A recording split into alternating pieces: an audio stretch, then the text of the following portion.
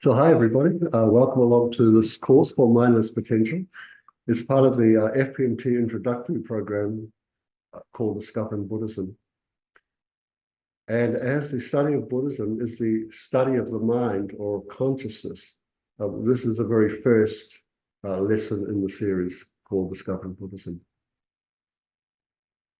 We'll begin as we normally do by doing a meditation first of all, then we'll say some prayers, and then we'll actually get into the class.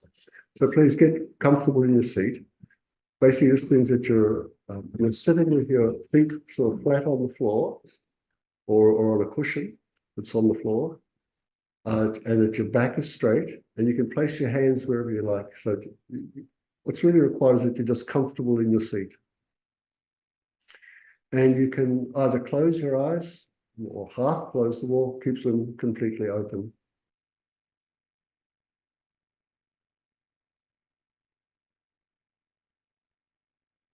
And when you're comfortable in your seat, keep breathing and sort of allow the body to breathe itself, just as it does when you sleep at night.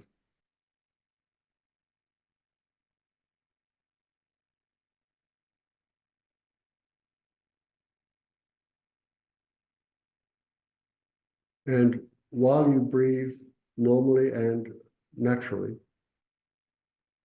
be aware of any movements that are taking place within the body.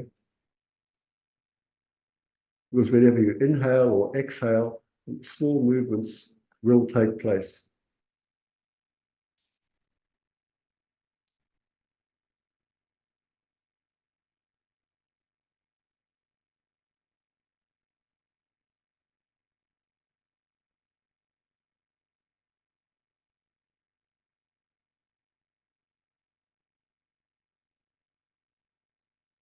So the idea behind this is just to get the body to relax and the mind to be present.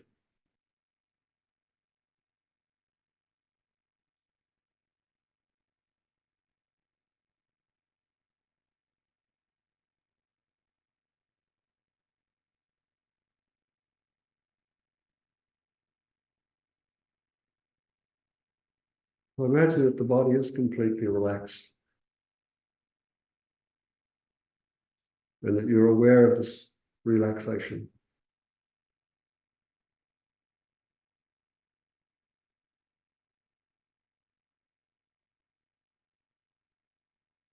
And so it's from this place of relaxation and focus that you find it easy to imagine an enlightened being in front of you. A being called Shakyamuni Buddha, whose body is made of golden light.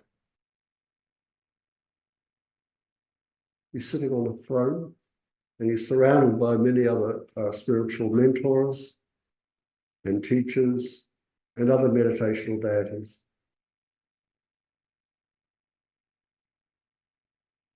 And all these enlightened beings are in the space just slightly above your eyebrows.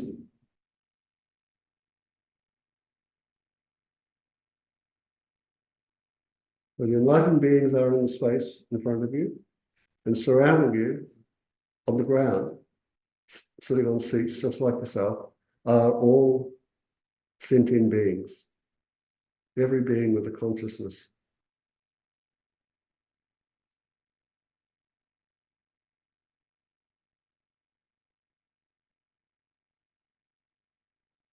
You recollect that everyone equally wishes to avoid suffering, equally wishes to be happy, and equally lacks genuine happiness.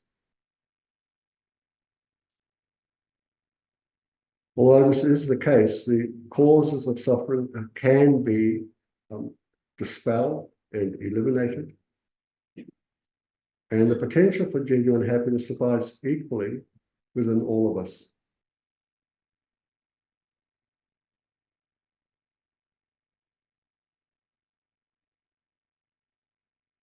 To dispel the causes of our suffering and to actualize genuine happiness, We have to abandon overestimating the fantasies that we have about this life.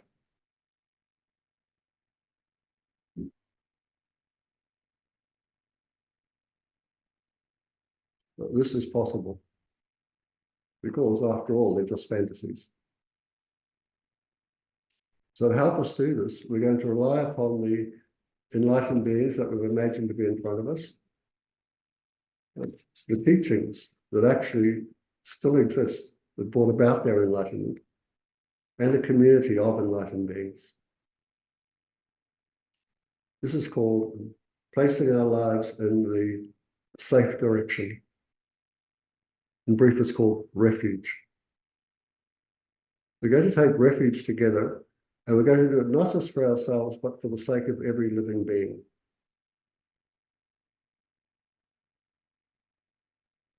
So if you do not know these prayers, you can allow your eyes to open with just the understanding that you are still surrounded by the enlightened beings and sentient beings. And just join me in saying the prayer. We say this 3 times together. I go for refuge until I am enlightened through the Buddha, the Dharma, and the Supreme Assembly. By the merits I create through listening to the Dharma, may I become a Buddha to benefit all sentient beings. I go for refuge until I am enlightened to the Buddha, the Dharma, and the Supreme Assembly. By the merits I create through listening to the Dharma, may I become a Buddha to benefit all sentient beings. I go for refuge until I am enlightened to the Buddha, the Dharma, and the Supreme Assembly. By the merits I create through listening to the Dharma, may I become a Buddha to benefit all sentient beings. The response to this wish of ours, this prayer, think that liquid light sort of pours out of the heart of the Buddha in front of you and washes over you. And this light and nectar removes any hindrances to your understanding and empowers the potential that you have, the potential for full enlightenment.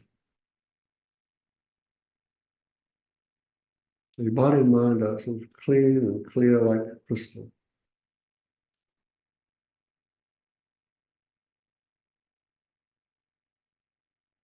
Being clear and clean, you recollect 4 immeasurable thoughts of compassion, love, joy, and equanimity.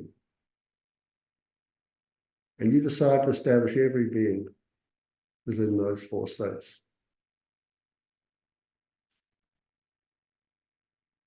And so you say, may all sentient beings have happiness and its causes. May all sentient beings be free from suffering and its causes. May all sentient beings never be separated from the happiness that is without suffering. May all sentient beings abide in equanimity, free from the bias of attachment for friends and hatred for enemies. So again, lights and nectars pour out of the heart of the Buddha. They wash over you.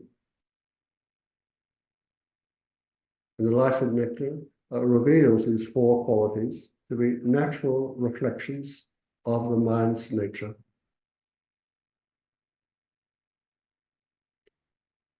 And we feel as if we and others are now abiding within the vast mental states of immeasurable love, immeasurable compassion, empathic joy, and equanimity.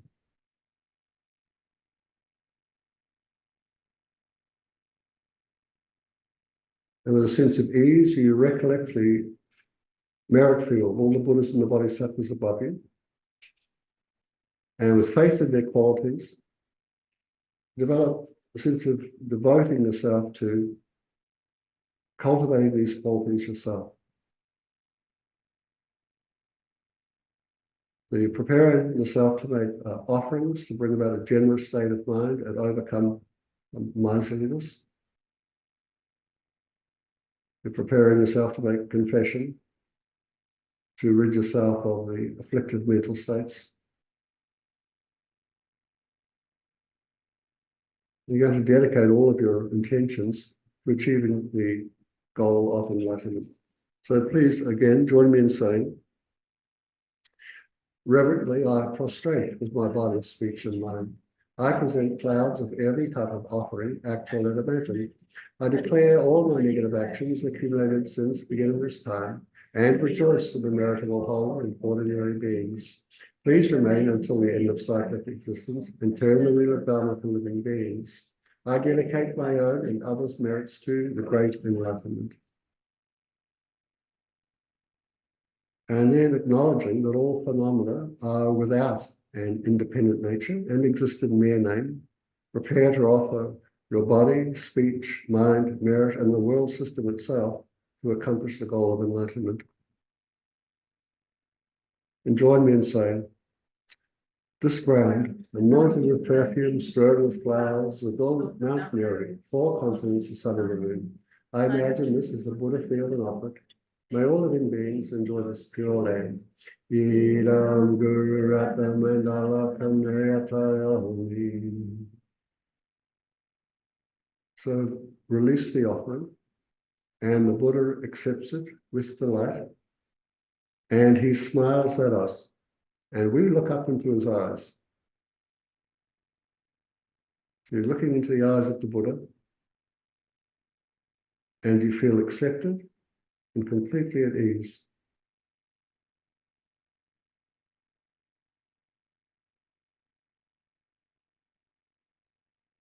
There's a vast field of merit that surrounds the Buddha, meaning all the bodhisattvas, the enlightened beings, and so forth, all dissolve into light, which is absorbed into the heart of the Buddha. And from the heart of the Buddha, an emanation of himself leaves the heart and moves through time and space and comes to rest above the crown of your head. The emanation is facing in the same direction you are, and now begins to descend, and it enters the crown of your head, and descending further, stops just above your heart, whereupon its light begins to expand, filling your body and mind with light. Then the light pours out through the pores of your skin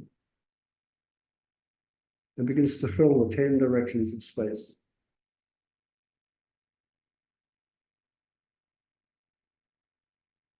Such that every being within space finds himself to be in an enlightened state.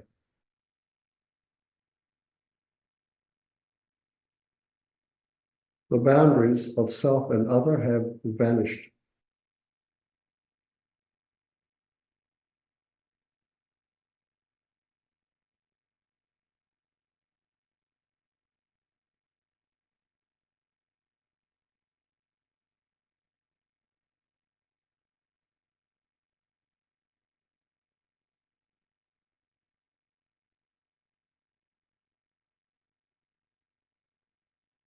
From the 10 directions of space, the light withdraws and re-enters your heart.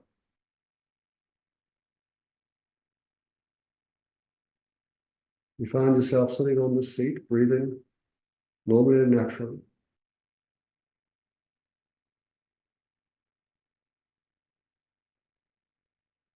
With an understanding that there's something within you, a potential that's very much like the Buddha himself, because the Buddha nature.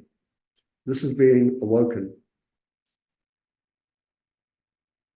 We acknowledge this awakened potential and think that you can listen to these teachings, take something away from them that is useful for yourself and useful for other people.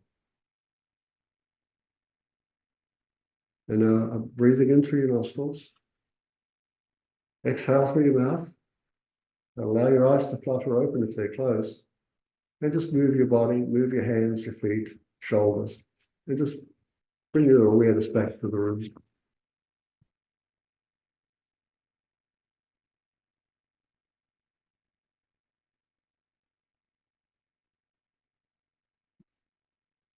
Okay, so let's begin. So just tell you what we're going to be doing. So this course will last for 10 weeks in total, but we're going to be actually 8 teaching lessons here. So what you're doing now, we'll do that 8 times. Then the ninth thing, we'll do a complete review of mainly the questions that have been asked. And finally, there's a type of game that Miffy can lead you through to sort of help you integrate the understandings of the mind, and especially the afflictions and how we can overcome them. Our topics for the course will include the nature of mind, and that's what we've only been talking about today. Different types of mind, the afflictions that are common to most of us, and then the antidotes that we can use to overcome them.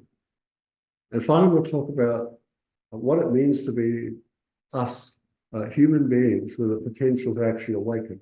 And this potential is just a natural part of the mind. We don't need to get something new. We've already got the working potential right now. So I want to talk about that at the very end. So we're really lucky to be people and to have a consciousness of a human being, because with it we can actually overcome our afflictions and awaken our full potential. Now, to help me put together the course, I've relied upon a lot of reading material and teachings that have been given to me in the past. So this is some of the books I've relied upon. So some of them are really heavy tomes, especially the bottom one down there, the sort of greeny cover, called Science and Philosophy in the Indian Buddhist Classics. I've relied upon that one mainly for this class, even though it's quite a heavy tome, because it covers so much material and in depth. And the other book I've really relied upon is another book called The Foundation of Buddhist Practice, because that explains the mind in a very sort of easy to understand way. Many of the other books, like Contemplative Science, Meditations of a Buddhist Skeptic, Mind and Life, they're really talking, these books are based around conversations with the Dalai Lama and many of the Western scientists. And then they're talking about biology, physics, all sorts of things, that perhaps the sort of meeting ground between Buddhist thought and Western thought.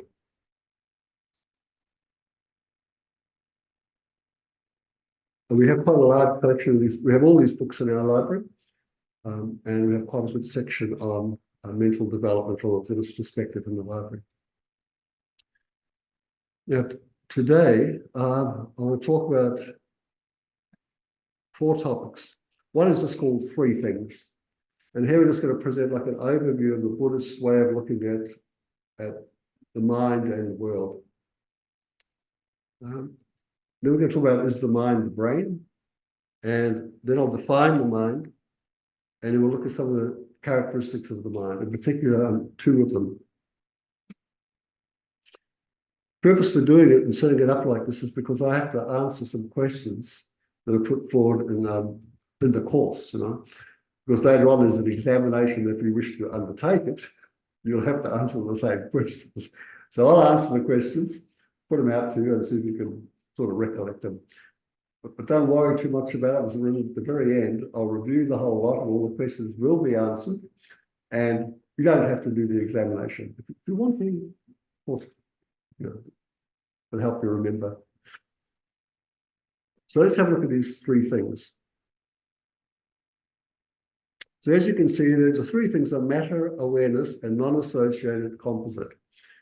And this is just a way of categorizing from the Buddhist side, everything that exists that is impermanent, subject to change. There's another way of categorizing where they go, here's everything that's subject to change, and here is everything that's not.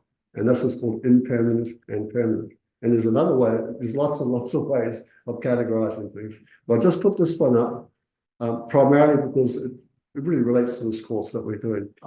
So the first thing is matter. So we're all familiar with matter. It's around us. Our body is made of matter. It's anything physical.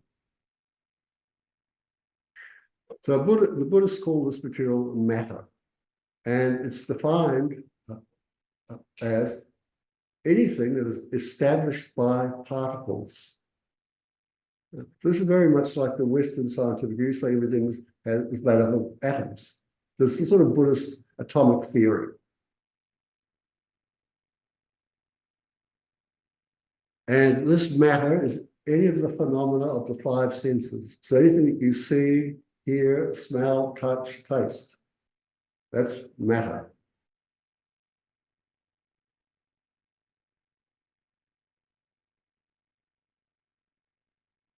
So you think the brain is matter? Would the brain fall into the category of matter? It would, wouldn't it? Yeah, that's one of the things. Our body, well, any part of the body is matter. Anything that you see is matter. It says form, color, shape. Yep, sound is matter, that's right. Yeah. So some of you might know about the molecules that are in smell and scent.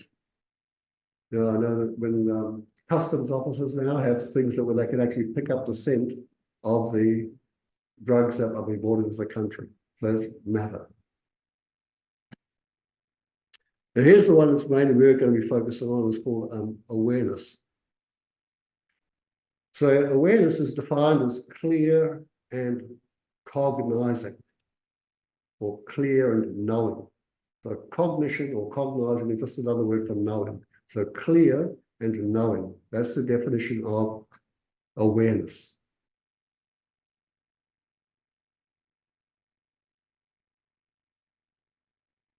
So this term awareness, we have what do we call them? Synonyms for awareness. Awareness is the largest category of all. Within it, and synonymous with it, is things like mind, consciousness. They basically mean the same thing. But later on, when you get really into it, then they sort of separate them out and go, well, these things are types of consciousness, and this is what we're meaning by mind. And this term awareness, depending upon the Buddhist system you come up against, again, has different meanings. So like in our system, the Galupa system, awareness is just this big, huge category that you can call mind or consciousness. But in the Nyingma system, it's not. There is two, it's awareness and mind, and they're different. So just let you know this, right? Because you might come across, oh, it's all the same. Well, it's not. So let you know now. Yeah. And I only just found this out like last year. I always thought this was, everybody agreed it was the same, but then you find, no, it's not. So let's talk about a little bit about awareness. So in general, mind or consciousness or awareness refers to inner experience. There's another synonym, experience. This includes feelings that are pleasant or painful, or states of mind that are happy or miserable. Emotional experiences such as fear or of danger, or anger towards those who inflict harm. Affectionate attachment to close relatives, and compassion when observing people or animals that suffer. So it also includes sense consciousnesses, such as a visual consciousness that sees a camera. Or if you look around you and I see the color on Miffy's dress, that's visual consciousness. That's also awareness or mind. Auditory consciousness that hears the sounds of music or something like that. It also includes cognitions that remember previous experiences, as when you say, oh, I remember this, or I remember that. Or if this is the case, then this must be the case. So also your ability to reason, to think, that's all included in this phenomena called awareness or mind or consciousness. So it's sort of perception and conception. Both are included in here, aspects of the mind.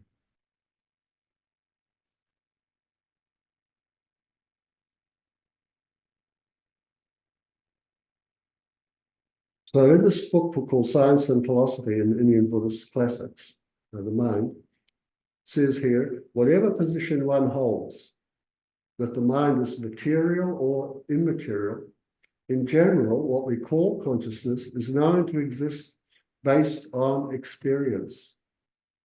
So it does not necessarily need to be proved through reasoning. So we don't know, so you don't need to prove that you've got a mind. Our experience tells us we have one. So it doesn't require proving anything. You don't need to infer things. Is that okay with everybody? Nevertheless, there are many types of subtle mental states that must be proved through reasoning. And so we'll come into that a little later on. So there's the post yesterday on Facebook that I responded to about the mind and the soul. So somebody said, oh, no, it's the mind that dies, not the soul. So I went, what? So I wrote something back to them. You know? And so listen, I thought, that's because you have an idea of what the mind is.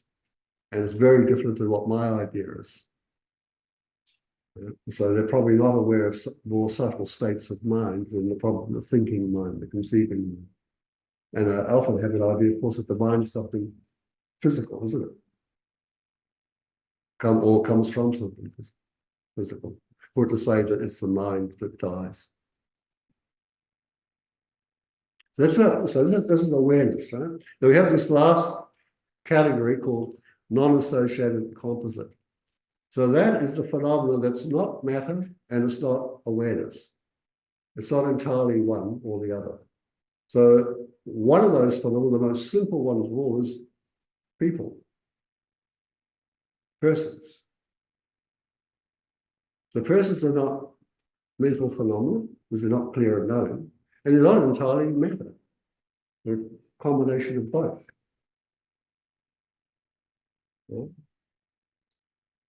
So people are put into this category called the non-associated composite. So a composite is something that has parts. So people have parts, right? A body and a mind. But they're not the body and they're not the mind. So they're stuck into this category. Another category, another phenomenon that's put in is called karma. So karma is not something physical and it's not mental. So this whole use is used to call this part here abstract phenomena. Time is another one that would go in here. Number would be another one. So in fact, there's a lot of phenomena that go into the non-associated composite, but they're not all physical, they're not all mental. They're sort of a combination of the two or neither, but they depend upon mind. So there's a little part that's going to come up shortly where I'm going to stop. And so in there, you'll have some questions. So please, write them down and we can address them then. Now we're going to talk about a couple of ways of thinking about mind or awareness. And we're going to basically look at two types of theories. So one theory is that the mind is matter. It's physical. And the other is that it's not. And these two ideas are from the Western perspective. So the first one is called materialism. And there are a number of different categories for a materialist stance. And I've just put up three of them. There's lots of them. And the reason for having lots of them is because each one of them has a theory about how the mind could be matter. But none of these theories are convincing to the other group. So that's why you've got a lot of groups on them. So, but nevertheless, although no group agrees with the other, the central doctrine of materialism is that matter is the only reality. And the most extreme position is the first one. It's called eliminative materialism, meaning there's nothing more to the mind that occurs in the brain. So basically, mind and brain are the same thing. Epiphenomenalism, or accept the existence of consciousness, but see it as a functionless byproduct of the activity of the brain. And thirdly, we have cognitive psychology. So this is the one that's sort of prevalent now. This is it uses the brain as like they have a metaphor, like the brain is the computer, and the mental activity is this information processing.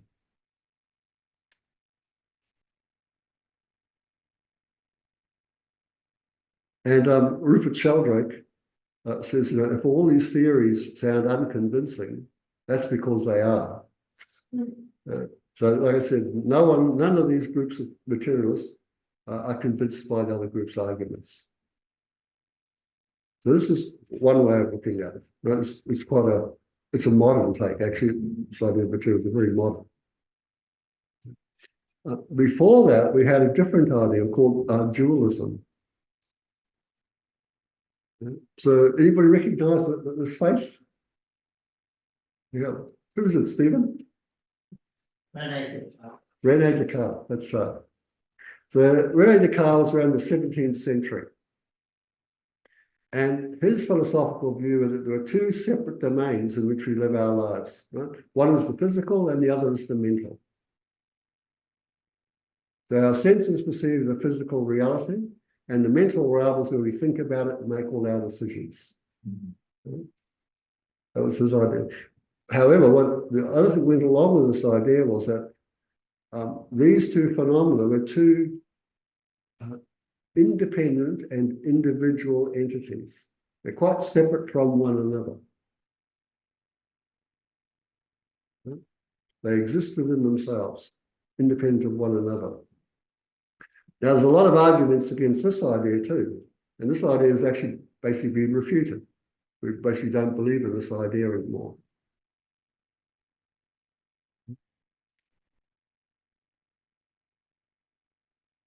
So Rupert Sheldrake, again, I took this from a book called The Science Delusion. This is the strongest argument in favor of dualism is the implausibility and self-contradictory nature of materialism. The previous stuff that we talked about.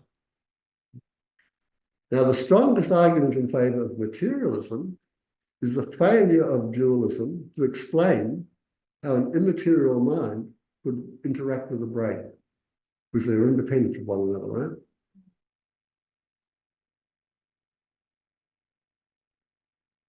So the Buddhist presentations don't go with either of these two ideas. And if you think about it, neither of them actually work, do they? It's really quite problematic, both of them.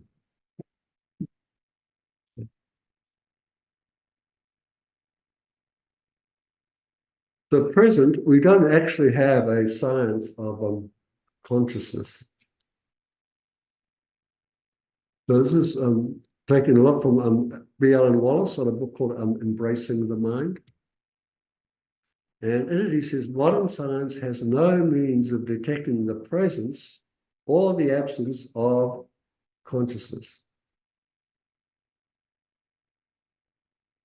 Any ideas why that would be? I'm sorry? Not quantifiable. Not quantifiable? Cassie, you say? Other than through introspection is the only way we know consciousness. Yeah, so modern science is focused mainly on material world, on anything that's physical. They're right straight at it. That's where everything's focused. But just as like Cassie said and Sue have said, the mind is not matter. The mind is not a physical entity. We don't have any instruments at all to pick up something that is non-physical. But we do have instruments. We do have them. And what they do is they don't actually get it, the mind, they get it something that correlates to mental activity. No, I mean, we have a lot of tools that you rely on introspection. So introspection. we would ask you about your thoughts and feelings and get you to report on a state Sure. or something like that. But that's the best way. Yeah. So very subjective. Yeah, I mean, that's the only way we understand it as introspective. So yes. So again, from Alan Wallace, he says, it wasn't until the late 19th century that science attempted a formal study of the mind. Given the enormous influence of scientific materialism, it's not surprising that a physical approach, the study of behavior and the brain, or the grey matter, held sway. By the early 20th century, non-material qualities attributed to the mind, like thoughts, feelings, images, dreams, and so on, were neatly avoided by correlating them to the physical brain with its internal physiology and to physical behavior. The mind was simply redefined as the brain.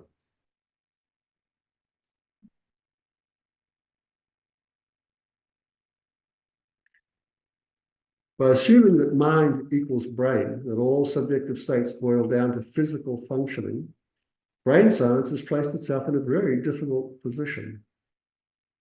If mental phenomena are emergent or secondary properties of brain tissue, their relation to the brain is fundamentally different from every other emergent property and function observed in nature.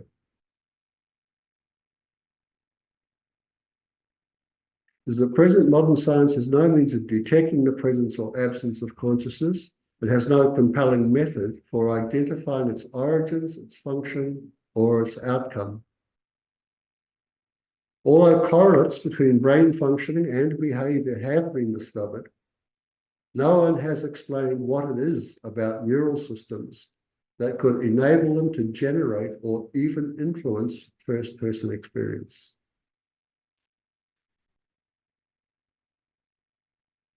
It is in brief, we have no science of consciousness.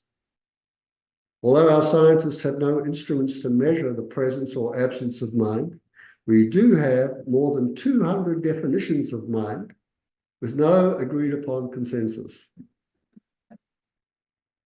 A giant brainstorming session. So at present, the sciences of the West have only assumptions about the mind.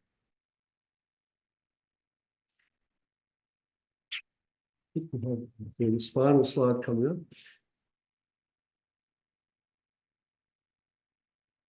Why? This is so the brain is this matter. You can weigh the brain. You can do lots of things with matter, right?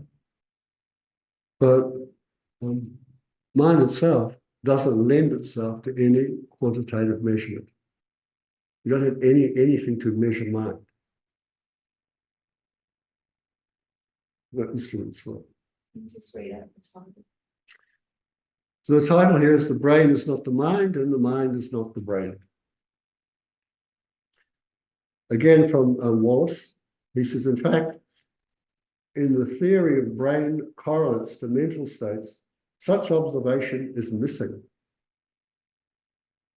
No mental states are observed when examining brain tissue. And conversely, the brain is not observed as part of the experience of a mental state. That's true, isn't it? You observe a mental state, you don't observe your brain. The idea that mental processes and their correlated brain functions are equivalent is a hypothesis that is simply not validated. Yet, it is one that scientific materialists find appealing and therefore often accept without question. So mental phenomena do not have a location in space and do not lend themselves to quantitative measurement. So just a little while ago, one of our students was saying, like, where is the mind?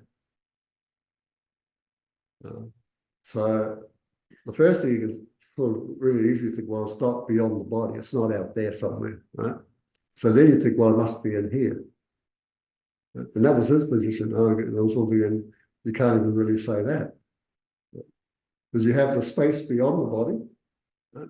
And then you have the space within the body. But neither of those spaces can you find a mind.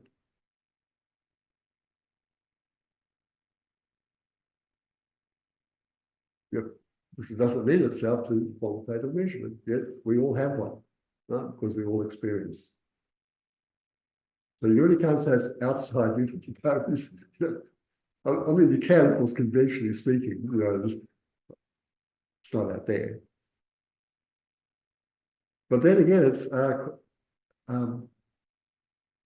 quite interesting when you hear of stories of people who died, And then they look back and there's their body on the ground and they're looking at it from above. So consciousness now moved outside the body and is looking at their own body. So then we have consciousness is like an outer space, isn't it?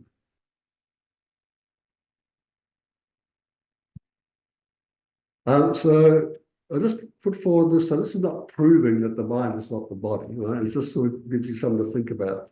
But next week we'll go into the sort of proofs that the Buddhists use to negate the idea that body is the mind is physical. So we'll look at that next week in more depth. But this leads to the part now. What do you find interesting about this? Was there anything interesting? Was there anything challenging? Miffy? I just think a lot about there's heaps of sci-fi movies that take the materialist position of the mind is in the brain and then kind of riff on a theme. So then they take a piece of brain that has a memory in it and implant that memory into somebody else's brain. Yep. Except, of course, we can't do that. So these movies in effect show where all the problems are in the materialist view. Yeah. Because you should be able to catch a memory in some neural pathway or some atom and go, there it is, if it was physical. Yeah, if it were physical, that's right. Anyway, so what I'll do is intersperse these this talk with things like this. I'll just put a slide and go, okay, now here's a chance. If you have questions, if you find something interesting, you write something down, now's the time to do it. And then oftentimes it's followed by a meditation. This time it's not, because I will introduce to you another concept. And this concept is called the continuum of the mind. But excuse me, before we do that, I should say something about the study of mind. And in particular, that we are studying an account of the mind drawn from Indian Buddhist sources. This is what was made the major part of this class is going to be about. And this immediately raises difficulties for us, because we're accustomed to notions of mind in Western philosophy, or psychology or cognitive science. So one key issue is that the term mind in the Western context suggests a single entity that endures over time and has various capacities, features, dispositions. In contrast, Buddhist sources maintain that the mind is episodic, such that the mind is a continuum of mental moments, very much like a strip of film. So a strip of film, when you watch a movie, right, it's just like the movie is the episode you're watching, the big thing. But you all know that a movie is made up of these tiny fragments of episodes, all put together, aren't they, on a strip of film. It's just put forward at rapid speed, so it all looks like one thing called the movie. That's how we think of our mind, like the movie. The Buddhists think of it as being all these little frames of mind, and that's what they call mind. And you put them all together, and it's also called mind, consciousness, awareness. It's a very different presentation, isn't it? And it's like we almost like things really tidy and neat. And so when we come across this different concept, it's hard. It takes time for us to get used to, because suddenly the mind is a lot more than what we used to think of it as. Yeah, we have to sort of rethink it. So the analysis of the nature of mind is actually an analysis of what, in many Western contexts, would be a moment of mind or a mind event. Now, in another way that's really confusing is that the Buddhist authors often speak of minds, plural. Well, we often talk of mind, singular. And these minds can pertain to the same person at very different points of time or in different contexts. So what does this mean? So for instance, One of our minds is like I am seeing you. That's a mind, a visual consciousness. And I'm also thinking about what I'm about to say to you. That's a conceptual consciousness. There's two types of consciousnesses there working at the same time. And while I've got my hand on my knee, there's another type of consciousness going on. Right? And that while you're listening to me, your auditory consciousness is at work. So these are all different types of mind. Like your auditory consciousness is not your visual consciousness, is it? You don't see with your ears and you don't hear with your eyes. They're two different types of consciousness. And these consciousnesses are called minds, a visual mind or a visual consciousness. At the same time, you're thinking about what I'm saying. That's another mind. So we have all these minds, plural. You say the mind is related to the senses, as you're saying, the matter is the senses. So the mind, there's a relationship between mind and matter, but they're not one and the same thing. Yep, so like with our visual consciousness, we can see matter, color, shape. With our, what do you call this consciousness? To do with tactile consciousness, right? You feel the matter, the forms. And in psychology, we actually make the same distinction between what is called matter and awareness. We talk about sensation. So there's the physical thing that's happening. There's what's going on with your mind interpreting that. That's your mind interpreting is the sensation, the awareness. And then the sensation is the matter. Okay. So here are these different notions of mind. So that's why I put this film strip up like this, to give the idea, like the strip itself, when you watch it, is a singular movie, right? But the movie is made up of all these discrete moments on the film. So the movie feels like a continuous present, doesn't it? Yeah, that's right. That's right. So this has to do with this idea of continuum. So here's the Western idea, right? A single entity, mind, that endures over time. And this is what with the guy with the Facebook to yell, the mind dies. And here's the Buddhist is a discrete moment in a mental continuum. So talk about these discrete moments. So this, so mind is a process. Right? We use the word, it's like a noun, isn't it? We just name the thing, but actually mind is a verbal noun. It's a process. So this cognitive process itself, every millisecond of the process has its main cause in the previous moment of that very consciousness. So it's like one part of the film strip leading to the next, to the next, to the next, right? So you see here, this is the cause for the next one, the cause for the next, the cause for the next. Each cause turns into the effect of the cause, and the effect becomes a cause for the next effect, and so on and so on. So the cognitive process itself, every millisecond of the process, has its main cause in the previous moment of that very consciousness. And so it's in that sense that we are referring to a continuity of consciousness. Of course, technically, there's no such thing, because there's only this moment of mind, just what Miffy said. It's always now. We're never in the past, we're never in the future, we're always now. So the Buddha said that this moment of mind is the fruit or the effect of a previous moment of mind. And this moment of mind leads to the next moment of mind. So in that way, we can refer to a mental continuum or a continuation of mental moments.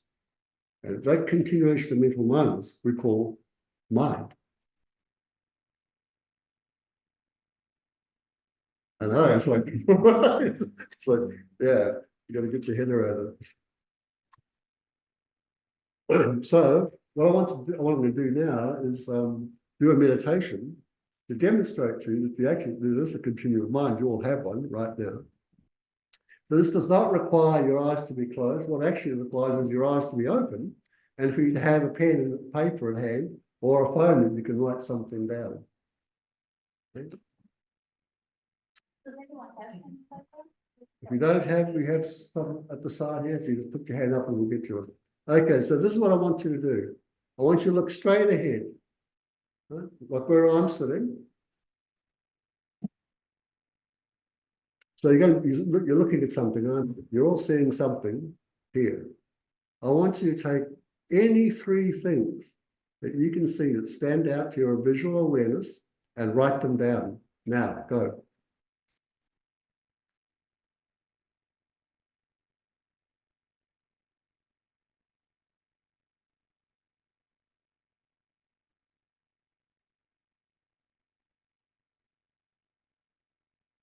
Okay, 5 more seconds.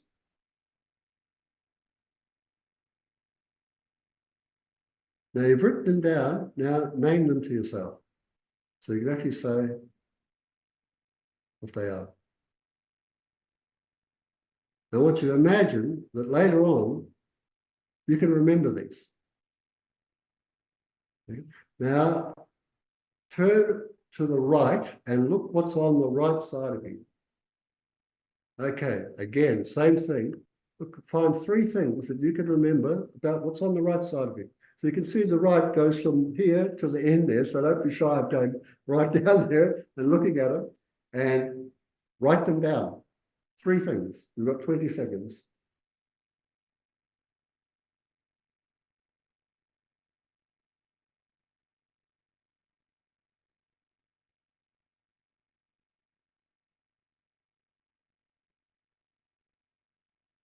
Okay, now turn around and look right at the very, what we call, the back wall there. Again, look for three things that you can remember and write them down. And think that later on you might be asked to recollect what they are, and you will be able to remember them.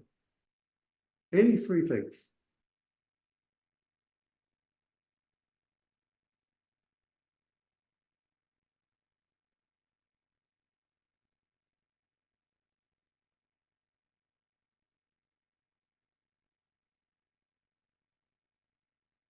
And now this wall over here. You see it's quite a long wall, but any three things, write them down.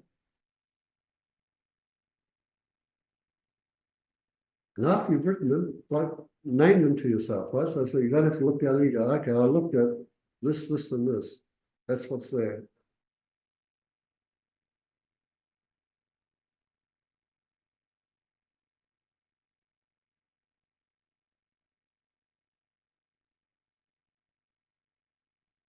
Okay, so now put your pens down once you've written them all down and you're there. Okay. Now I want you to close your eyes. Okay, now your eyes are closed. You cannot see what's right in front of you or what's to the right, the back, or the left. But I want you to first of all remember what you saw, what was in front of you. What three things were in front of you?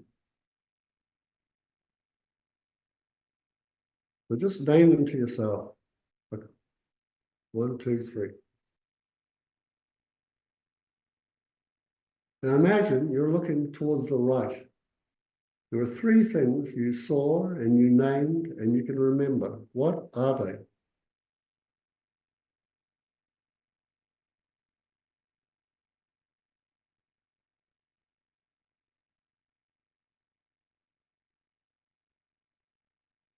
And you remember you turned around, you looked pretty at the back, and there were three things you should remember there. What were those?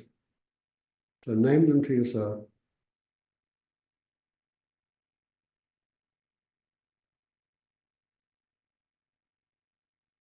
And imagine you're looking towards the left.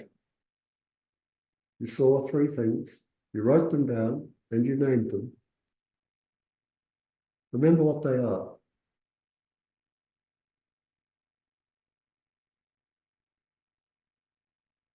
Okay, now open your eyes.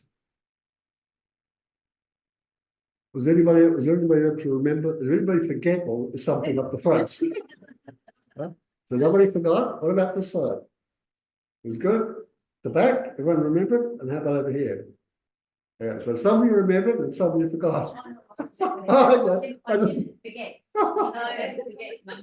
So no one forgot, right? So that exercise took 5 minutes. That's the continuum of time. We began 5 minutes ago.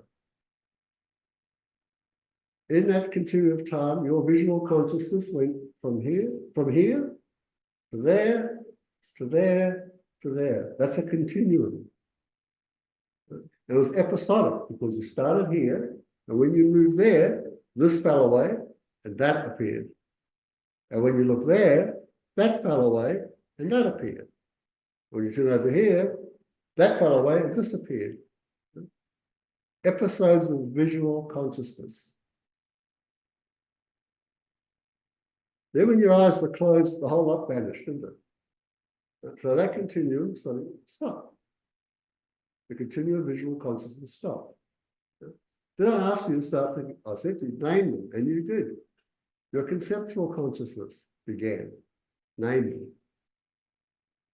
It was episodic because when I said now turn there, that dropped away. And now just this appeared to your memory. And then that, and then that. So a continuum of memory, a continuum of visual consciousness, and a continuum of conceptual consciousness. And that was only within 5 minutes. And it began 5 minutes ago. So you just take this 5 minutes ago, how many minutes in a day?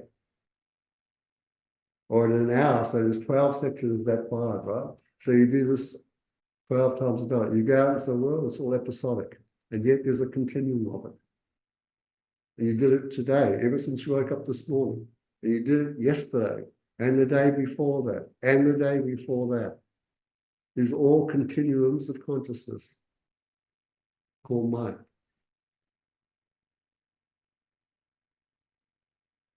So this is one way of showing you that you all have these continuums of consciousness. Visual, conceptual way to memory. Sue, you have your hand up? Eddie, say that the visual continuum of looking straight ahead. Yeah. Start. Yep.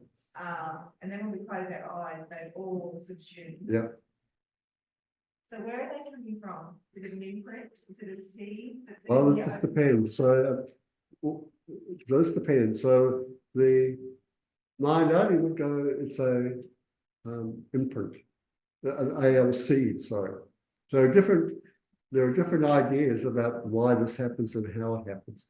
So probably same in the Western science and also in Buddhist science. And these different opinions are what they call systems of tenets, systems of thinking and believing, reasoning. And so each have different ways of explaining what's going on in these things. Okay, so we've done that. So here we go. A good quote from Lama Tripta, one of the founders of the center. As you can see, it says, everlasting happiness is within you, within your psyche, within your consciousness, your mind. That's why it's important that you investigate the nature of your own mind. So we begin now by defining what the mind, this phenomenon we call mind. Right? So this is the definition of mind, clear and knowing. All the Buddhist schools agree with us. There's not 200 definitions there. One. Yep. You're saying before there's no past, no the future, but only the moment. Past and future exist as ideas. Then when you're doing that example of consciousness. Yeah. When I talk, I'm actually talking to, I see this is the way my mind works. So I close my eyes, I can see perfect what was there. Yeah. No, you don't see perfectly what's there, because what's looking there is very different than what is when you close your eyes. But my consciousness, it's like going back to memory, my consciousness could actually receive what was. Yeah, that's right. Yeah, that's what we call memory. Yeah. So you're saying it's not the side consciousness that brings it back? I'm sorry, it's not. You're saying it's not the consciousness of seeing. When you look at something, that's what you're using to see that thing in front of you. Yeah, And then when you go back to where you visualize it, yeah, it's totally different. yeah, besides conception. When you have your eyes on it's perception, when you're closing, you're remembering its conception. Mental consciousness is conceiving, the eyes are seeing it. And there are two different types of consciousness. One is perception and one is conception. What's present, what's past, What depends again, like you can, if you're something like this, my eyes are closed, right? Like it's always present. I'm always in the present. And what's happening is no visual consciousness, but I'm still present. But you're visualizing what was consciousness. And not at the moment, I'm not visualizing at all. My eyes are just closed. But if I was to like visualize it, would mean I would have to construct what I used to see before. That's conception.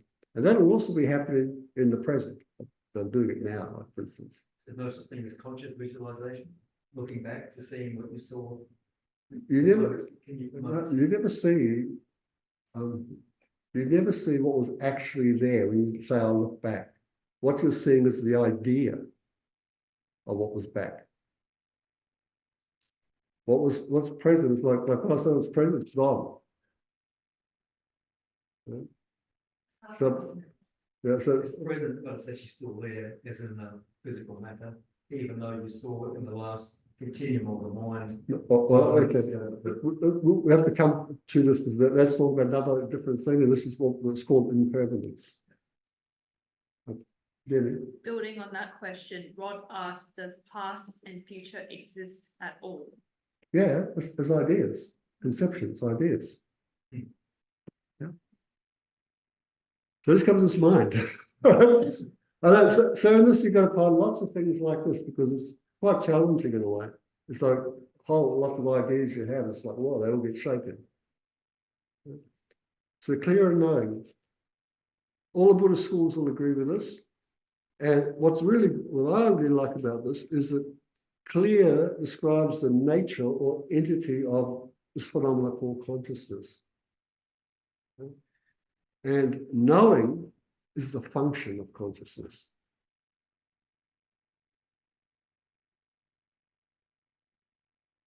I really like this definition, clear and knowing. It's like in architecture, form follows function. Yeah, so we have the function of the consciousness and we have the form. Of course, of course, consciousness is formless, but Yeah. there's this, I like this, yeah.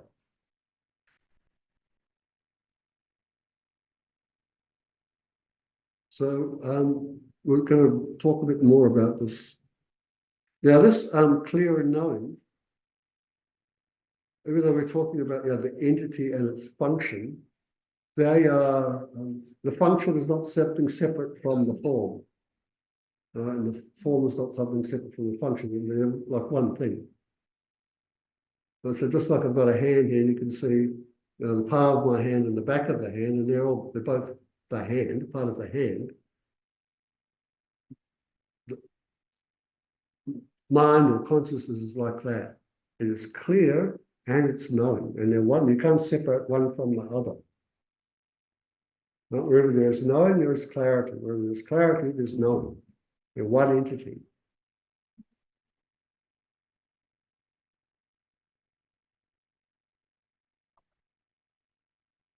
It's just the nature of it.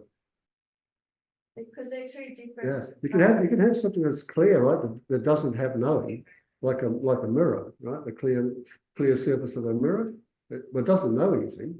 It'll reflect all the objects, but it doesn't know.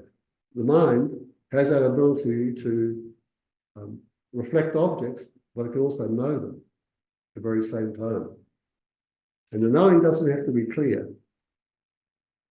It doesn't have to go, oh, that's that. That's not required. I mean, you can, like he goes, I don't know what that is, but that's knowing. So knowing as in experience. Yeah, that's right. Knowing is experience.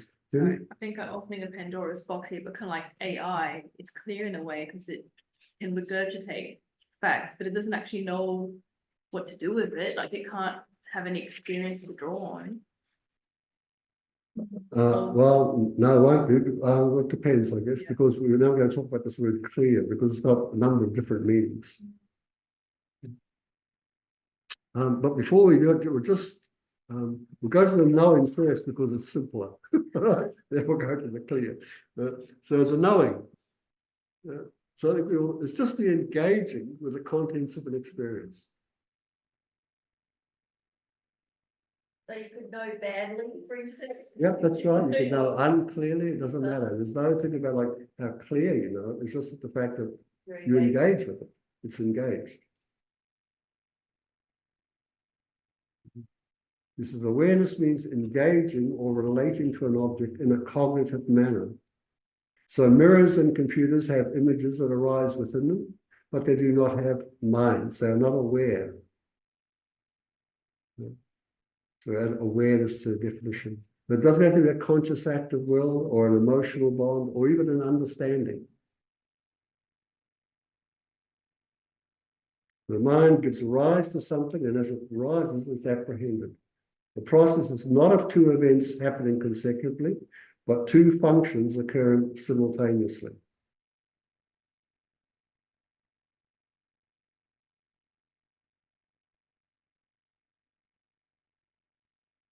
But knowing is also like a verbal noun with an object. This word knowing. A verbal noun with an object. It's not a quantitative noun. Now, another term they use for this term knowing is cognizance, cognizing, which is not a synonym for this knowing. And so cognizance here is the activity of cognitive engagement in the five sense objects or in objects appearing to thought. So here perception and conception again.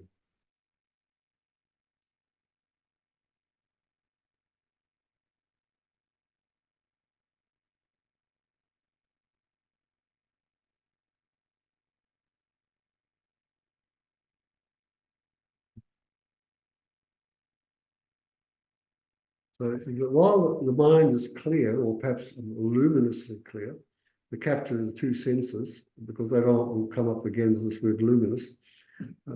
In general, it means that a mind or a moment of consciousness has an epistemic character. That is, the mind does not simply illuminate, it does so in an informative way. So you're saying that like the cognizance is basically what the exercise we did before. Yep, that's what we're doing. That's what we're cognizing things. That's So you're right. basically using your five senses to see the things. That's right. The visual and the. Yep. And then we were to name them, and then we were to remember them. Cognizance, actually, it's the five senses bringing back what you thought before. Yep, so we had the five senses, we had our senses, especially the visual sense engaging with the objects. Then we use this is objects or objects appearing to thought. So we had our eyes closed and then you rethought them and they appeared again. You remembered them. What is that appearing to thought, not appearing as thought? I know when you say appearing to thought, it seems like the two quite separate things, aren't they? It's just the way it's written, I think. Okay. Because there is a presentation where it is actually all thought. Yeah. Miffy. What's happening where, you know, like in crime scenes where you might see a whole lot of things, but you're not aware of them. Other things or the thing. Yeah, and so then maybe later on you remember a detail. Yeah. Or people remember different things. So what's happening? So it was apprehended and it was known, but not in a clear manner to you. It needed to be re-brought back up. Yeah. If it was not apprehended, it wouldn't be known and you couldn't bring it back up. So if you see something with your mind at this stage is like we picture those through a lot of it. Yeah, there's a lot of things you see up here, isn't it? So but when you know, it doesn't mean your mind and which you didn't focus on it at that moment. As said then, you can go back and go, oh, that's right. Yeah. I actually did see it, and then she focused on that point, it was actually there. So yeah, that's right. Yeah, so when you look up here, all these objects appear to mind, right? But when I said just name three, they all appear, but you've sort of focused it on three. So the others sort of drop back. but they could be brought forward. So they were apprehended, but not in a clear manner. Debbie? And what I noticed during that exercise is when you look at something, it's really vivid and lots of detail, but when you remember it, it's more vague and fuzzy, and you know what it is because you know what you remember, but it's not as vivid as when you see it. That's the major difference between perception and conceptions. Perceptions are very vivid. They have a much brighter reality than when it comes back to recollecting what they remember. Much of the detail falls away. So that's interesting. Right? Yeah, it is. So we're going to do another meditation now. Right? So you need to just sit comfortably in your seat.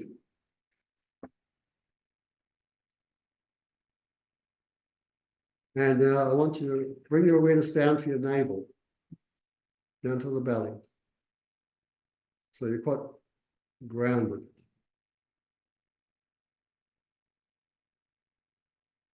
And while you're grounded, become aware of thoughts and feelings, and especially the sounds.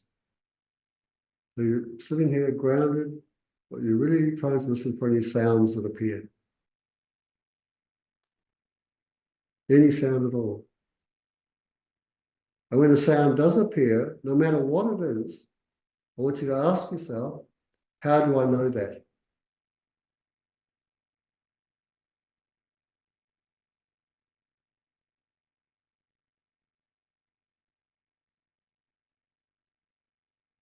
Then reply, awareness. And what happens when you say awareness?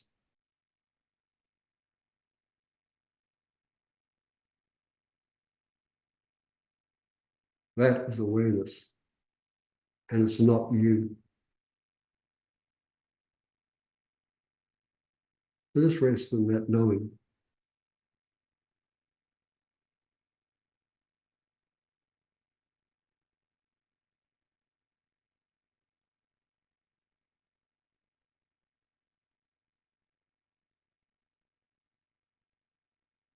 Now, whatever the experiences that arise, like you just heard something then, again, ask yourself, how do I know that?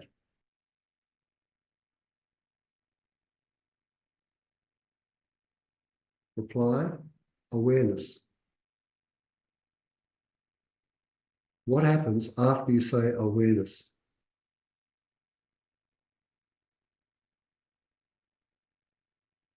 That is awareness, mind. It's not you.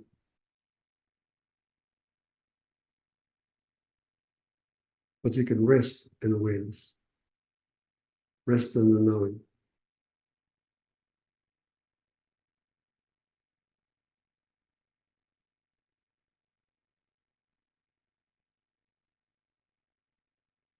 Okay, now breathe in through your nostrils.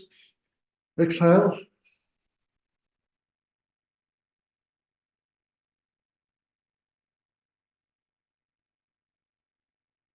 You should see here that awareness is always present. There isn't any time when awareness is not present, but you are not it, because you are aware.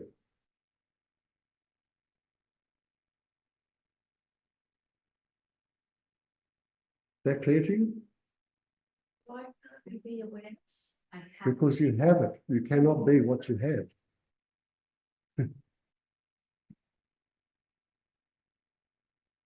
So there's awareness of sound, right? In the I sit there, I go, what? How do you know? You say awareness. What happens straight after you say it? There's awareness at the end of that. You saying awareness, isn't it? Awareness is still there. You heard something, then you named it, and awareness is still there. So conceptual awareness, perceptual awareness, neither of the two. Awareness. But that open, that's the continuum. Instead of, oh, we're hearing now, sometimes I miss. Can you repeat what you just said? Okay, so we were hearing the sounds. Right? That's auditory awareness. Right? I asked you, how do you know? Then you said awareness. Right? That's conceptual. And straight after it, wasn't nothing there, was there? It was awareness.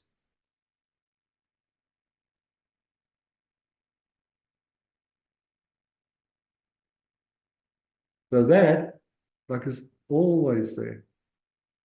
It's not always there that you will perceive, right? Because you could go deaf, couldn't you? And now you can't hear sounds. Right? So your auditory awareness finished. Right? But you can still think and talk, right? So there's conceptual awareness. You could stop even conceiving, and there is still awareness.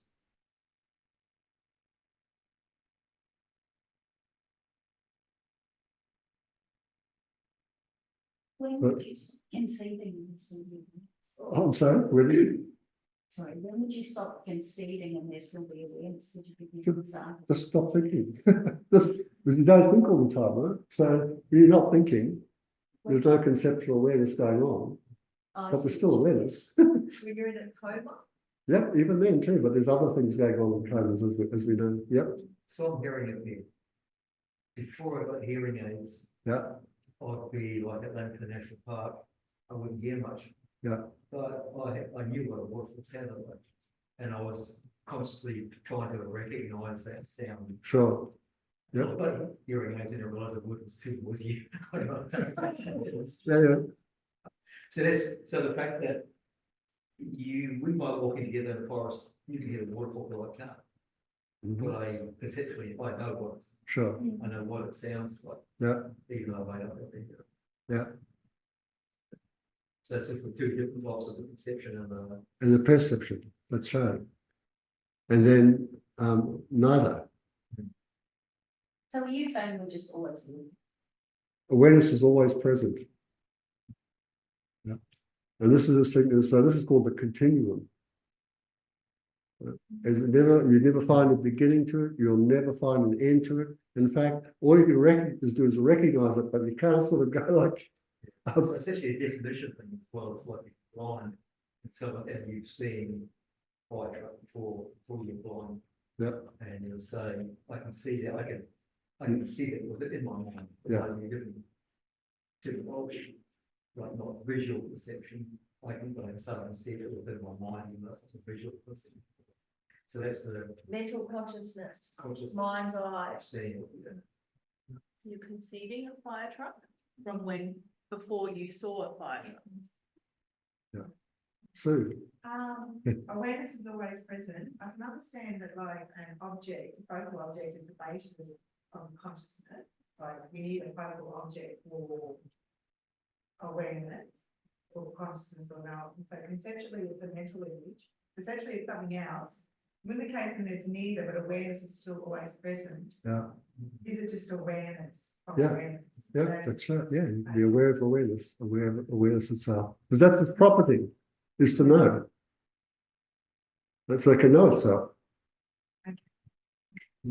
When you're a baby born, you don't know what anything is, but you're aware. That's right. You're Yeah. aware. You can't label anything, you Yeah. can't label anything in any of these senses, but you're aware. Where, that's right, yeah. So let's have a look at this clear. Okay, so here we have four meanings for clear. First is non-physical. So the mind is not a physical entity. Second is it's what they call a non-obstructive. It's not obstructed like a clock. Right?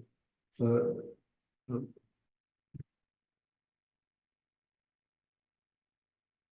we'll come to this. Transparent for Yeah, it's transparent. by Yeah. being there, it doesn't change what's. This is just know that this is also one of its qualities, right? It has this capacity to reflect, very much like a river, like a mirror or a surface of anything. And finally, it's empty. So when we talk about, so this we go, so there's different, so this explanation here could be just describing what they call the conventional nature of the mind and the ultimate nature of the mind. Yeah? So conventional on the gross level, right? Meaning easy to understand. It's not physical and it's not obstructive. That's the simplest thing. So what does this mean? It doesn't have any form. It doesn't have color. It doesn't have shape. It doesn't have mass. It doesn't have gender. It has no material dimension. Anything with the others, with those things, that I just said, right? Color, form, shape, these are phenomena called obstructive. They are the obstructive phenomena. So it doesn't mean you can't bump into a mind. Yeah, that's right. Can't bump. It doesn't have bump into qualities. Yeah. Whereas anything physical will have. Now, more subtle level. So is there a distinction between non-physical and non-obstructive? No, not really. Not really. Just basically saying the same thing. So it's not about that it does, that it's. Really, yeah. I mean, I'm just sort of talk about it a slightly different way. But in the material that so the reading I'll give you that's online talks about this non-obstructive. Right? So if you want to know more about it there, please read it. Now, here's a more subtle level, but it's also reasonably easy to understand. The reflective capacity. So this allows the aspect of the object to appear. It's like a mirror or the unruffled surface of a clear and still lake. But so now, if it wasn't clear, the objects couldn't appear to us. But so, when like I said, you look around and the object appears, isn't it? That's the function of the clarity of the mind. There's nothing blocking that appearing to us. Now, if I put my hand up, of course, it will block it. But what I'll now see is the appearance of my hand.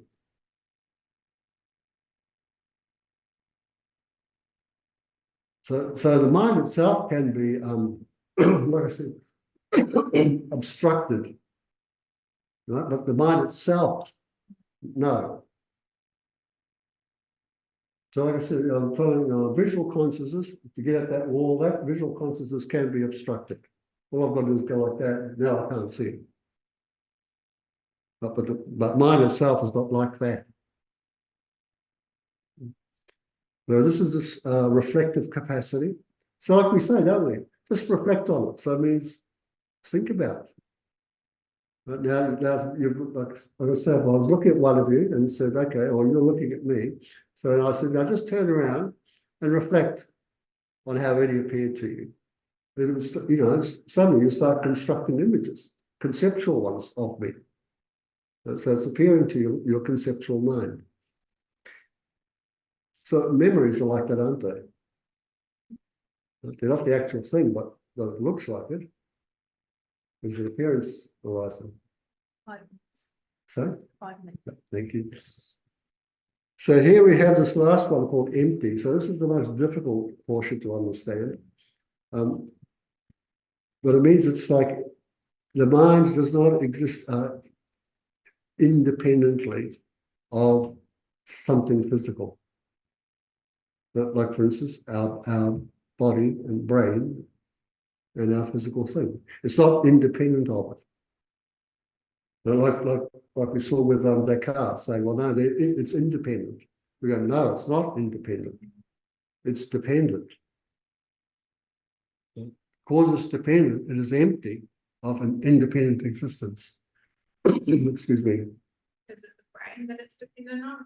Yeah, in our case, it's dependent upon the brain, the nervous system, upon the gut, a whole lot of different things. So there's a dependency related to the gross mind, the mind that thinks, the mind that conceives, the mind that remembers. There's a dependency there. So going back to the example of a blind person, then they wouldn't have a visual consciousness because They don't have they don't have the technology of an eyeball that works. So that's the dependency. Yep, there's a dependency, yeah. Like for us, it depends upon what we see upon having functioning, eyeballs. So our visual consciousness depends upon the eyeball. And if you said, if we were independent, you go on, let's take your eyes away, tell me what you see, and you should be able to, but of course you can't. So another term they use for it is called luminous. And this refers, so they use the example here of a crystal. So as you know, a crystal is something that's clear. When it's put onto the colourful surface, what happens to the crystal? It reflects whatever surface. Yeah, whatever it's placed upon, it now takes on the appearance of that colour.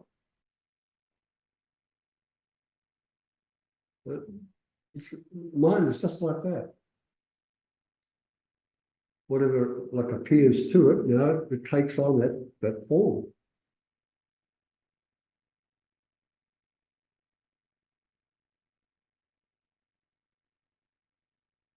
The Tibetan translation of mind is most accurately rendered as luminous, in the sense that the mind illuminates or presents contents, much as a lamp illuminates whatever is nearby. So, but unlike a physical lamp, however, the mind does not depend on proximity to illuminate whatever is present in a moment of consciousness.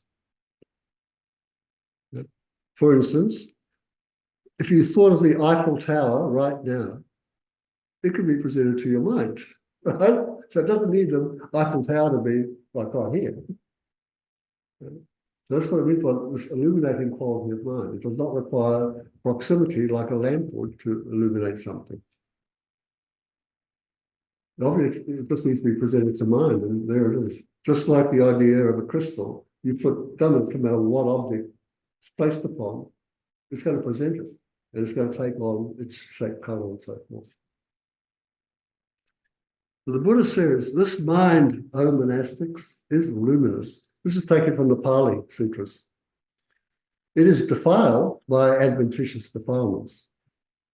The uninstructed worldling does not understand this as it really is. Therefore, for him, there is no mental development. This mind, O monastics, is luminous, and it is freed from adventitious defilements. The instructed Arya disciple understands this as it really is. Therefore, for him, there is mental development. So the first half of the quote illustrates what happens when the contents of the mind are mistaken to be the mind itself or the person.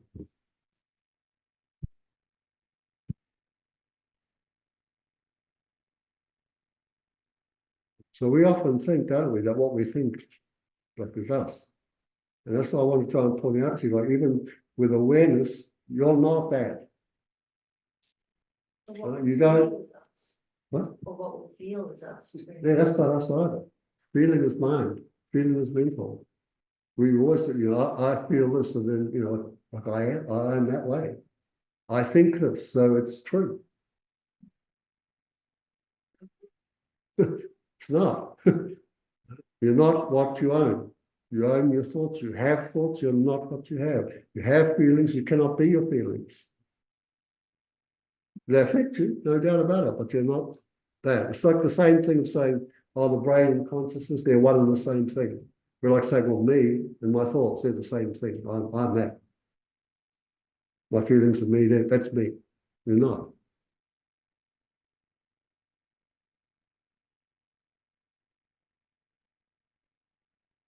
So again, it's all interesting, but we have no time to go into all this. Think about it though. So there's this term called merely. And this relates to us before. So merely and empty, they're related. So there is no independent, self-reliant me having these experiences, separate from the mind, independent of mind. Nor is there a me or mind within the head having or controlling the experience. this is hard to get your head around, right? This is not an easy concept to get your head around.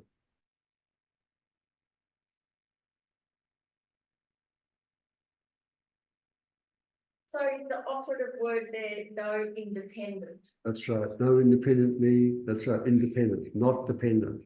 There's no me that's independent or self-reliant inside here or inside the mind or outside the mind having these experiences.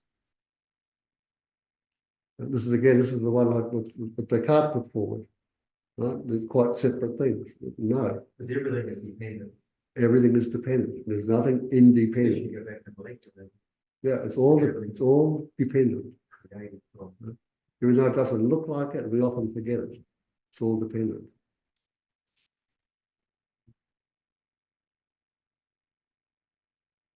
So let's this is here. So this mind is difficult to catch hold of. Being intangible, meaning having no physicality, no part, you know. It's weightless. Like a firebrand spinning around, it does not rest. Like the constantly moving waves of the ocean, it is unstable. Like a forest fire, it ignites all needs of body and speech. Like a great river, the mind forcefully draws along a vast number of internal movements of awareness.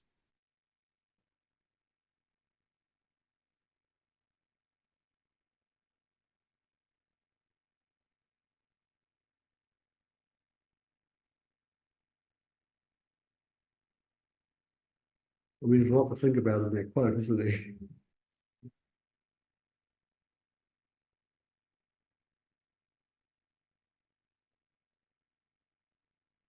I think we have a meditation here. But I'll just pop forward just to see. Great, okay. So this is the last meditation. So again, just get back in the seat again and sit with your back straight. Allow your shoulders to drop down. If you like, you can close your eyes here.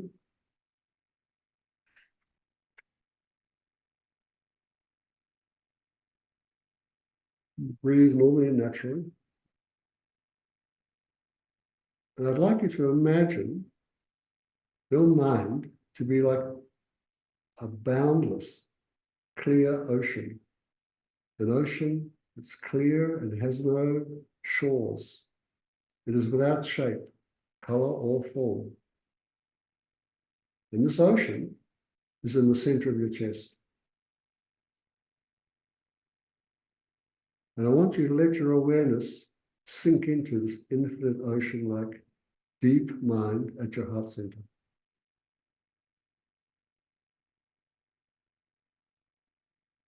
Let yourself merge with it entirely.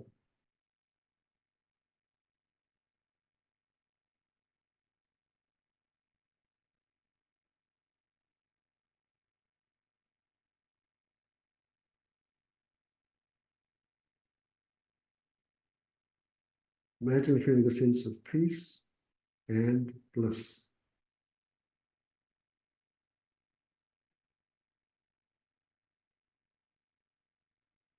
You're abiding and resting in a blissful, space-like clarity.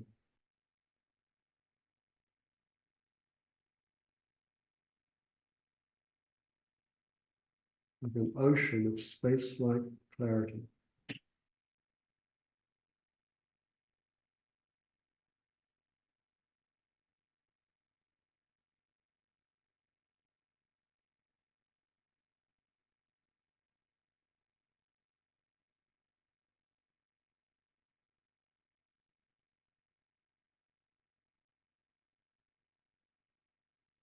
Thoughts arise, you imagine them to be like bubbles emerging.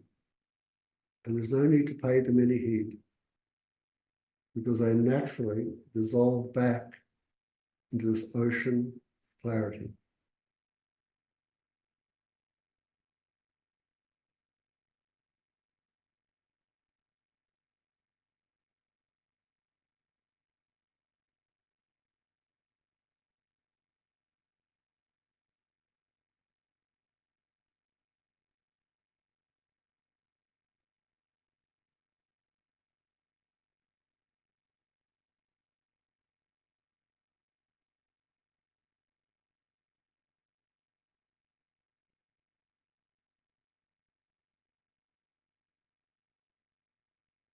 Now ask yourself, where is the mind?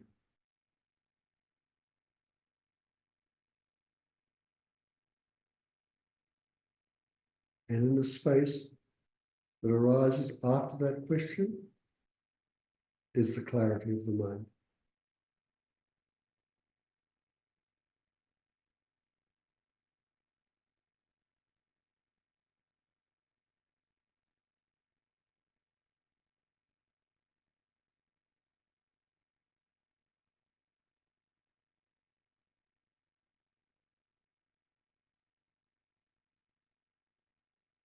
Okay, just let this go. Now you're asked to blink.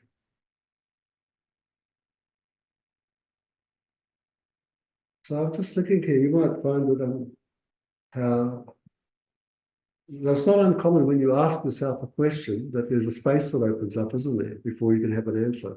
And I was thinking that's why I often say questions are really important, because they allow the clarity of the mind to be present to you again. And within that clarity, what we call the answer arises. So that is like that's just part of us. That's always present, this clarity. And when we don't fill it with our answers, right, the clarity becomes obvious to us.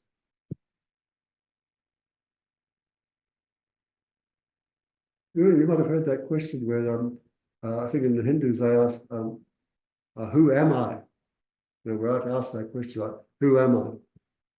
And as soon as you ask that question, it's like, what happens? Yeah, like that. This openness goes up, isn't it? It's like, wow, like, you know, I don't know. And in the Zen, they say, keep that great doubt. You don't know. Keep that. Right? That's the openness. In other Hindu traditions, they say, thou art that.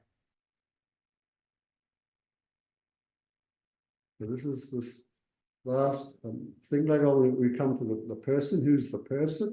The person is imputed to that. There's a name given to that, the continuum of that.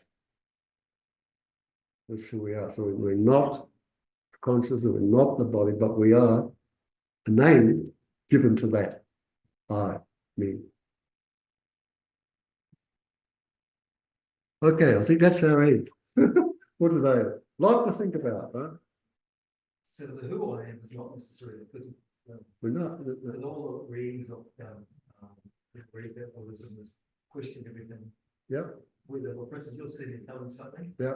and Buddhism will say what's wrong. We say, okay, that's true because you told me. No, it's not good enough, is it? No, I mean I have to question that to Yeah. the extent it becomes now clear to me, so I can actually look at it. Yeah. And that's not an argument to say, oh, maybe you're wrong or right. It's actually questioning in yourself to see whether it's taking people for granted. Yeah, that's right. Yeah, so I'll say a lot of stuff to you. It'll all be based on what my understanding from the Buddha Dharma, and it's for you to think about it, to question it. And once you come to like some sort of certainty, you go, okay, I can accept that, and then you take that. And you, okay, that's one part of yours. You know what we call a spiritual path, and you build on these things. And always remember, we're trying to deal with reality, the way things are. We're not trying to make anything up. We're just trying to identify this is the way it is. I want to live in harmony with the way it is. Okay, so what can you take away from today? Well, maybe not this idea straight away, but it's something to think about. Mind is not the brain. Why is that? Because it doesn't have any of the quality, just the characteristics are just not there. But next week we'll look into the reasoning why the Buddhists say it's definitely not, and it doesn't come from the brain either. So clear and knowing is the definition. You know that with clarity is a number of different connotations. And basically mind is like a verbal noun with an object.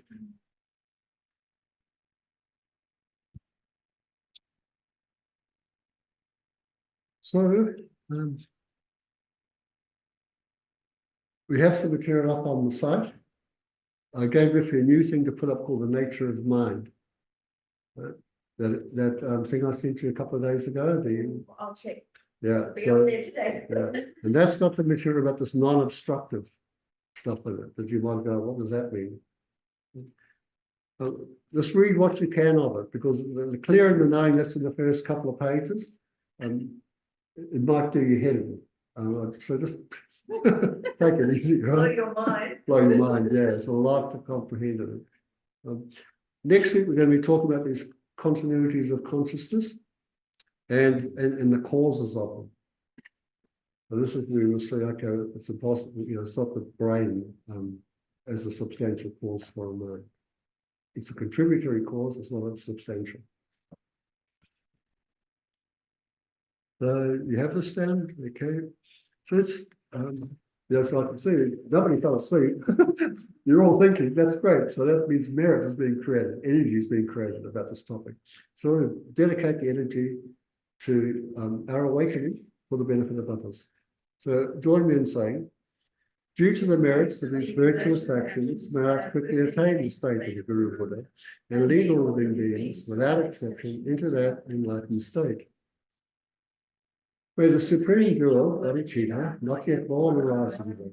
May that born have no decline, but increase forevermore. And as long as space endures, as long as thinking beings abide, may I too remain to dispel the sorrows of the world. So this word bodhicitta here means a wish to become enlightened for the benefit of others. And finally, we have an aspirational prayer for Rinpoche's swift return. So join me in saying, in holding and spreading the Muni's precious and complete teachings through explanation and practice, you wore the armor of patience that is never discouraged. Incomparable, venerable Guru, to you I make this request. Okay. Thank you, everyone. And we'll see you up there and have a cup of tea together. Thanks, Eddie, so much. Yeah, come up and have a tea if you like, and there's also printed copies of the events and what I want things better. There's a problem that isn't that as well. So bye-bye, folks online. Thank you for being here. And all of them online. Thank you.